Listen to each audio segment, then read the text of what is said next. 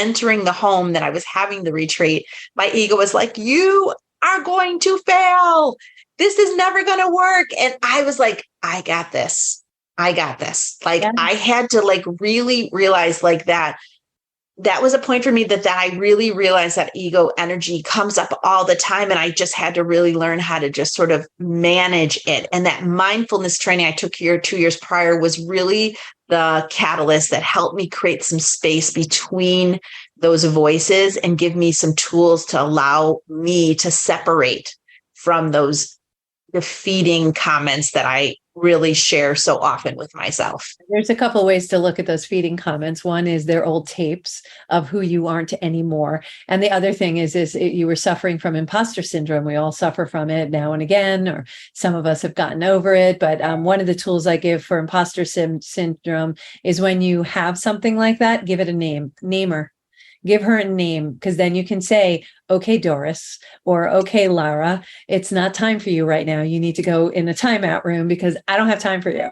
And by giving it a name, it embodies it, and it actually reduces the impact of it, and it puts you in a place of power. So I love to do that. But I love that you used your mindfulness. And why mindfulness? Why did you, I know they sent you to the mindfulness classes and things like that. And I talk about law of attraction and law of replacement and working on the mindfulness, because in order for us to change something, we need to be aware of it first. And then we have to be present in order to take care of it right now, because what we do today sets our future, what's going to come to us tomorrow. So why mindfulness?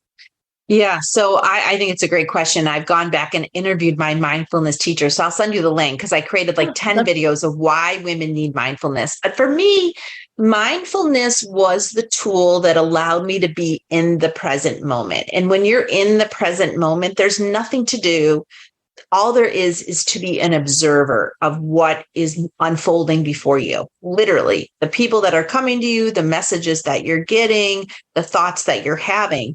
And mindfulness created the ability for me to have space between and among all those things. So I am not my thoughts, right? I am not my thoughts. My thoughts are a part of who I am. And I can pay attention to them or choose not to. And the whole goal for mindfulness for me was to create some space between the thoughts and between my actions, because I feel like I was so busy listening to those tapes in my head, and I didn't really know how to stop listening to them. And just to tell myself stop wasn't possible. So mindfulness gives me the tools to create that space, because mindfulness is the tee up for meditation, right? And you're never going to get rid of the thoughts, ever, ever, ever. But you can create space and you can containerize them, as you're talking about, to give you the freedom to see what could manifest, to see what might unfold without having any opinion about it. And I was so busy with opinions about myself, my actions, the people I interacted with, that I really was draining my own energy and lowering my frequency. Yeah. And while you're doing all of that, you're not focused on where you want to go. You're not focused on your goals. You're not taking the steps so you could step into your power and your superpower. So that mindfulness is great. Personally speaking, what have you learned from mindfulness?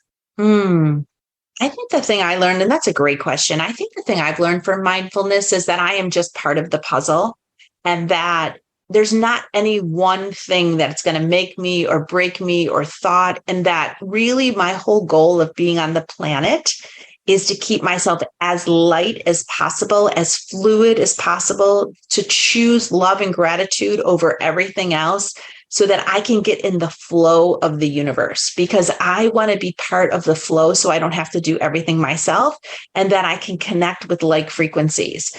And I think I didn't realize that really all of our work starts within. Without a doubt, and all our success codes are already in us.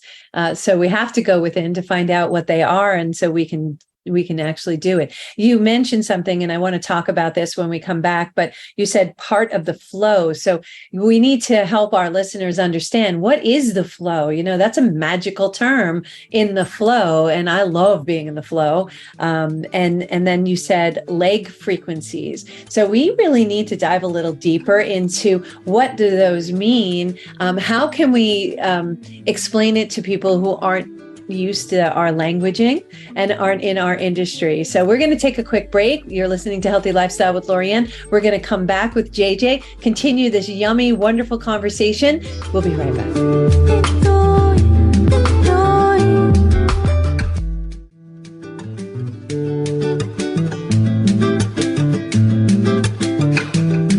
Welcome back to Healthy Lifestyle with Lorianne. I am Coach Lorianne. If you would like to be a guest, lift up your business or product or not-for-profit, or if you have a question or comment, feel free to email us at healthylifestylewithla@gmail.com. That's healthylifestylewithla@gmail.com.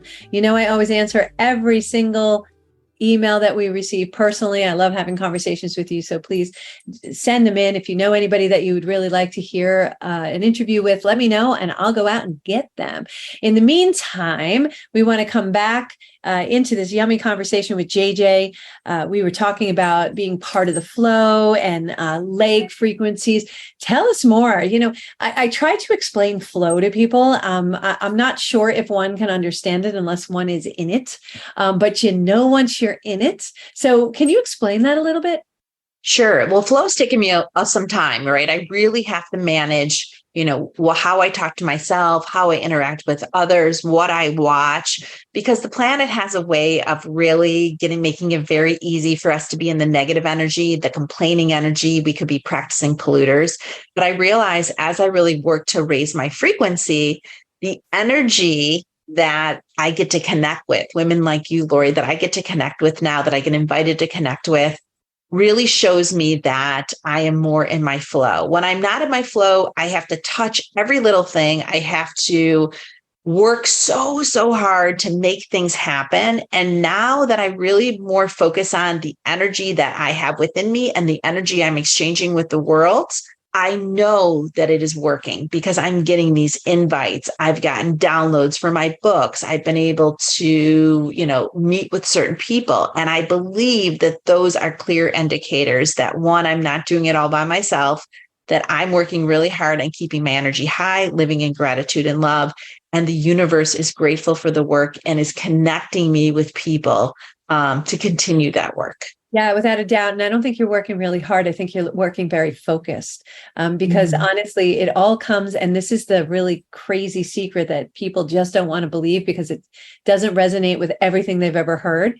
It's easy. And the nudges and the whispers and the signs come from, have you ever said, oh, I want to do such and such, and then somebody calls you and goes, hey, did you want to do such and such? And you're like, hey, I was just thinking about that. Those are the things saying, yes, go do that. Yes, go do that. It's not coincidental that you get an offer or a call, or we get connected, or you get connected with other people doing similar work. This is all something that is actually in the energetic realm, and we're supposed to be doing it. And those are confirmations. I've always looked at those as confirmation that I'm on the right track. When it is difficult, that tells me I'm not in alignment with who I am and what I'm supposed to be doing, and I need to get off of that track. And that's so important because you have to be present in order to recognize that, don't you think? Yes, you absolutely do have to be present. And I feel like if the universe really wants you to know, they'll keep throwing it your way. And it's funny, like you said earlier on the billboards, right? Where you're like, oh my goodness, like here, I think I'm supposed to go right. What I kind of do is wait for threes. When I hear things 3 times, then I know they're not joking. Like if I'm supposed to, because I bring people together, as I mentioned, to retreats, and I sit and wait until I hear about things 3 times. I don't jump the first time I hear it. And sometimes I even take it out on my patio and I share it with Mother Nature of what I'm planning to do. And I just wait to see if there's a movement in the trees, if there's birds that start to sing. And I've had both. I bring it out there, nothing happens. I know I have to go back to the drawing board. I go outside, I announce what I want to do, the date, the people, what I'm trying to accomplish. And if the wind picks up and the birds start to chirp, I'm like, all right, thank you so much for that validation. Yeah, yeah. And you can get that kind of response, especially if you're connected and you're paying attention. And Yes. I love that you'll go out and do that and get that confirmation. For me, I literally, it was a billboard that I had passed, I can't tell you how many times. And then all of a sudden I read it and it read differently. It was an answer to a question. And I've had songs come up in my car and it's like, I'm having a retreat out in the country and they're like magical retreat in the country. Suddenly are the lyrics to the, no, stop it. It's like, all right, Right. it's fun. It's actually fun. I find that I light up and I enjoy the energy behind that and have a lot of fun with it. You said lake frequencies. What are lake frequencies? Oh, like frequencies, like people, your inside work. And I will say a couple things that I do to raise my frequency, because if people don't know what this means, let me just share a couple things. So one is I pay attention to how I talk to myself. If I have that nagging Sally that's constantly telling me, not now, who do you think you are? You need another certification. You're never good enough. You're going to look like a failure, which I've said all those and many more things to myself. I tell Sally, as you mentioned, take a break. I got this, right? I'm going to use that. I've never named it. So I'm taking that from you because I love it. I just have to think of the right name because I have friends that have all different names. So I got to pick a name of someone I don't know. So, I basically really pay attention to how I talk to myself. One, two, I pay attention to what I say about other people, even if I don't say it out loud. So even if I'm watching a commercial or nice to catch myself being like having a comment, I'm like, mute the negative. So I really work on muting the negative. I think about that all the time. And I really focus on gratitudes. I'm always finding things I'm grateful for, even when I have, I need a pinch of something and I'm lucky to have it in my drawer. I'm like, thank you for that pinch of ginger, and so everything I do, I try to be grateful, especially throughout my whole day. So it becomes a practice. I also pay attention to what I watch and listen to because the world is full of negativity all over. And so I'm like, la, la, la, la, la.